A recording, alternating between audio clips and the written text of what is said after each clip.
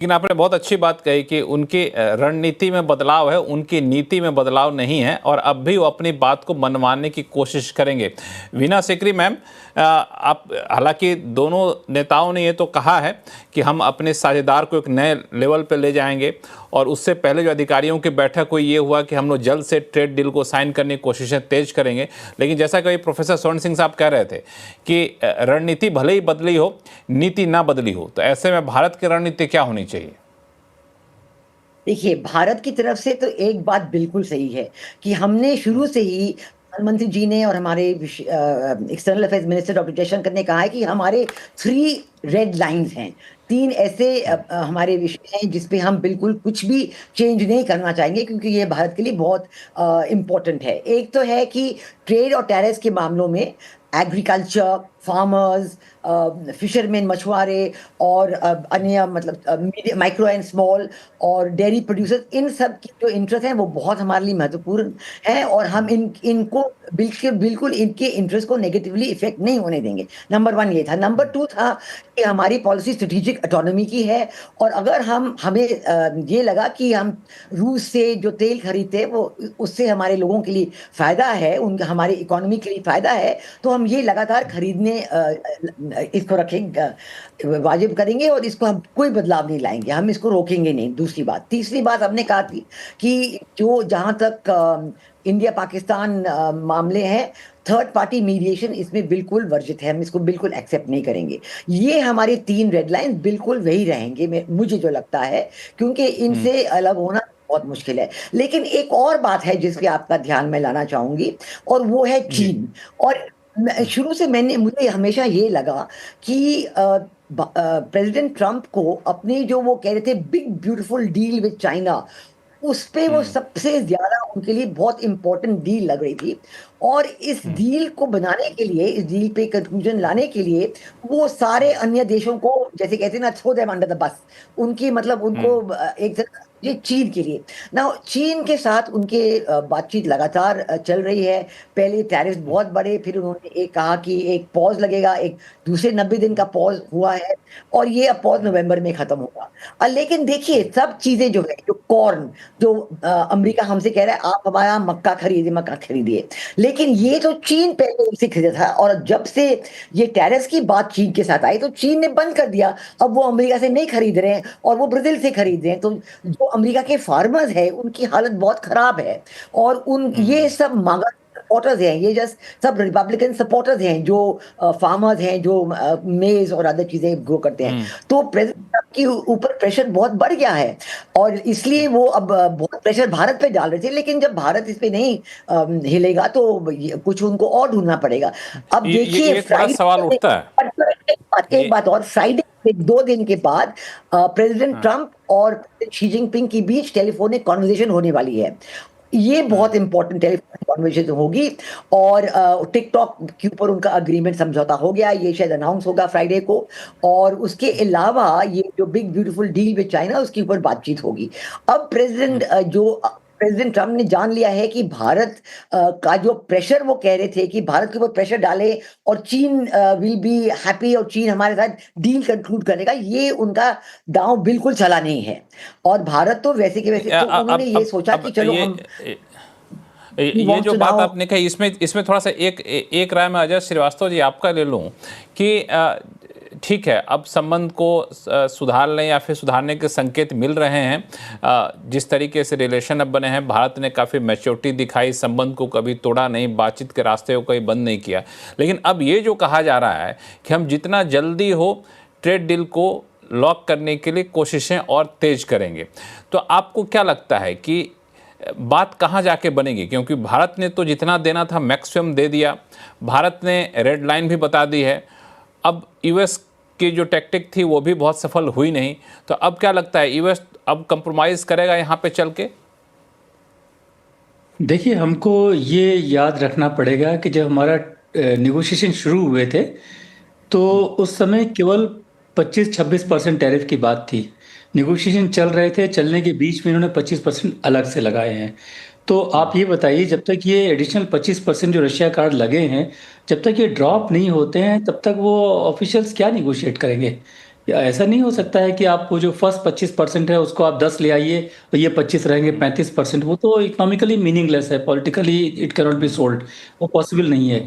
तो पहले हमको ये रशियन ऑयल का इशू सॉल्व करना पड़ेगा। ये कैसे सॉल्व हो सकता है? 2-3 तरह से सॉल्व हो सकता है। या तो दोनों देशों के बीच में झगड़ा बंद हो जाए, यूक्रेन रशिया, वो तो अभी लगता नहीं है। या फिर जो है अमेरिका ये ड्रॉप कर दे। वो ड्रॉप करने के मूड में लगता नहीं है। उन्होंने अपने आप को टाई अप कर लिया है बहुत बुरी तरह से कई फंदों में, जैसे कि वो जब उनकी 2 जगह अपने कोर्ट्स में वो अपने केस हार गए हैं टैरिफ का, अब सुप्रीम कोर्ट फाइनल है, वहाँ उन्होंने इंडिया का उदाहरण दिया है कि अगर ये जो है हमारे टैरिफ को आप लोग इलीगल करते हैं, जो कि नीचे की 2 कोर्ट्स ने कहा है, तो फिर हम इंडिया जैसे वॉयलेटर को, जो कि जो वॉर भड़का रहा है रशिया की ऑयल खरीद के, उनको हम पनिश कैसे करेंगे। तो उन्होंने पूरे जो एग्जिस्टेंस ऑफ टैरिफ है पूरी दुनिया में लगाए हैं। उसके लिए इंडिया को एक एग्जाम्पल दिया है सुप्रीम कोर्ट के अपने एफिडेविट में, स्वर्ण एफिडेविट में, कि ये इंडिया जैसे कंट्री हम पनिश कैसे करेंगे। अब वो वहाँ फंस गए हैं। अगर वो इंडिया से ट्रेड करना भी चाहते हैं तो अपना केस वो सुप्रीम कोर्ट में लूज करेंगे, मतलब वीकेंड करेंगे वहां पर। तो ये सब चीजें हैं, उनको सॉल्व करना पड़ेगा। मुझे लगता है इन सब से निकलने के लिए जो नहीं, कल परसों जो बात हुई। जी, हाँ, नहीं, मैं चाहते आप कुछ अगर कह रहे इनसे निकलना हो, हाँ, 25% रशिया के नाम पर जो टैरिफ लगाया है वो अगर ट्रंप हटाना चाहे तो क्या बहाना उनके पास हो सकता है? कुछ तो बहाना ढूंढेंगे हाँ ना, तो जैसा लगाने के हाँ लिए तो बहाना एक ढूंढा था बहाना, वैसे कुछ बहाना। जी, तो हाँ, हाँ तो बहाना एक मुझे बहाना ये समझ में आया, जो कल परसों बात हुई है कि बोला गया है कि यूरोप जो है वो चाइना के ऊपर टैरिफ लगाए 50 से 100%, क्योंकि वो भी रशियन ऑयल खरीद रहा है। अब देखिए, हाँ, तो ये एक वो है कि वो शायद यूरोप को या दुनिया को संदेश दे रहे हैं कि मैं अकेला थोड़ी हूँ, ये युद्ध हाँ, रुकवाना है मुझे। यूरोप ज्यादा इफेक्ट हो रहा है, आप यूरोप भी भी आगे बात बढ़ो। करे, और यूरोप हाँ, कर नहीं पाएगा। ये यूरोप के बस का है हाँ, नहीं चाइना को कंटेन करना। चाहे अमेरिका खुद ही नहीं लगा पाया, यूरोप क्या लगाएगा? यूरोप तो हाँ, बेचारा फंस जाएगा उसमें।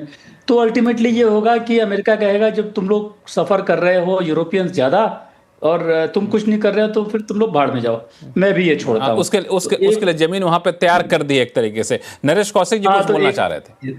जी, इसमें मुझे ऐसा लगता है कि एक तरीका इसमें ये हो सकता है कि भारत में आपको याद होगा कि अमेरिका से तेल, जब से ट्रम्प आए हैं अमेरिका से तेल का आयात काफी बढ़ाया है, लेकिन अभी भी और बहुत गुंजाइश है। तो भारत अमेरिका से ऑयल और ज्यादा खरीद सकता है और ट्रम्प इससे बहुत खुश होंगे। तो हमें रूस से तेल खरीदना कम करने की जरूरत नहीं है, थोड़ा बहुत कम हो सकता है, लेकिन अगर हम रूस से थोड़ा बहुत अमेरिका से और खरीद लें तो ट्रम्प इससे शांत हो सकते हैं। और जो दूसरी बात जो उन्होंने ये यूरोपियन देशों को, दरअसल उन्होंने नेटो देशों को कहा है कि भाई आप मांग कर रहे हैं ना यूक्रेन के खिलाफ कुछ करने के लिए, तो आप लगाइए चीन पर टैरिफ, हम सब लगाते हैं। तो ये यहाँ यूरोप के लोग तो तैयार नहीं है। तो ये एक तरह से उन्होंने गुगली फेंकी है, जो और एक तरह से ये बताया है कि देखिए ये संभव नहीं होगा, ये हम सिर्फ भारत को ही हम ये दंडित नहीं कर सकते, हमें धीरे धीरे भारत को इससे निकालना होगा। तो एक तरह से वो दरवाजा खोल रहे हैं ये 25% टैरिफ हटाने का। और उसमें अगर भारत अमेरिका से कुछ तेल और ज्यादा खरीदेगा या और चीजें खरीदेगा तो मैं समझता हूं ये 25% वाला चीज पर समझौता हो सकता है। दूसरी बात मैं एक और कहना चाहता हूं, ये कि ये जो गुड्स वाला जो है टैरिफ का 25% की गुड्स की हम बात कर रहे हैं, भारत की जो इकोनॉमी है वो 50% से ज्यादा जीडीपी वो सर्विस सेक्टर से आती है, और सर्विस सेक्टर की इकोनॉमी बहुत ज्यादा अमेरिका से जुड़ी है। और ये जो बहुत बड़ा जो खतरा मुझे जो दिख रहा था कि अगर ये रिश्ते हमारे खराब होते तो उस सर्विस सेक्टर पर बहुत फर्क पड़ता।